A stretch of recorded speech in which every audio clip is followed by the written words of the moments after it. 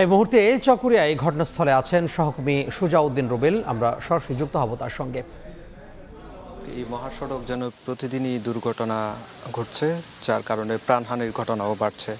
আজকে সকালে কক্সবাজার চট্টগ্রাম মহাসড়কে চকরিয়ার যে ফাঁসিয়াখালী হাঁসের ডিগি রয়েছে সেই জায়গায় এটি দুর্ঘটনা ঘটেছে। এই দুর্ঘটনায় মূলত হচ্ছে বেপরোয়া যে গতি, বার্সা পরিবহনের একটি যাত্রীবাহী বাস, সেই বাস বেপরোয়া গতির কারণে মুখোমুখি সংঘর্ষ ঘটে একটি মাইক্রোবাসের সঙ্গে।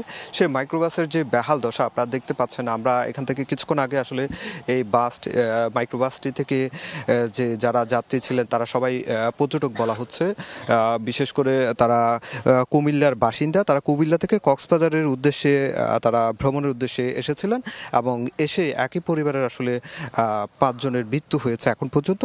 সেটি নিশ্চিত করেছে মালুমঘাট হাইওয়ে পুলিশের যিনি ইনচার্জ রয়েছেন তিনি। তবে এই ঘটনায় যে বাসটির যে চালক রয়েছে তিনি পলাতক রয়েছেন। এই মুহূর্তে আমরা যে যাত্রী যে বাস দুটি, একটি বাস আর একটি মাইক্রোবাস, দুটি কিন্তু মালুমঘাট হাইওয়ে পুলিশে তারা উদ্ধার করে নিয়ে এসেছে। এই ঘটনায় যে যারা মারা গিয়েছে তাদের আত্মীয় স্বজন, আমরা দুজনের সঙ্গে আসলে কথা বলেছিলাম। তারা যে বিষয়টি বলছে, তারা বেসরকারি কোম্পানির চাকরি করেন আর একজন বিমানবন্দরে চাকরি করেন, এই বিষয়গুলো বলা হয়েছে।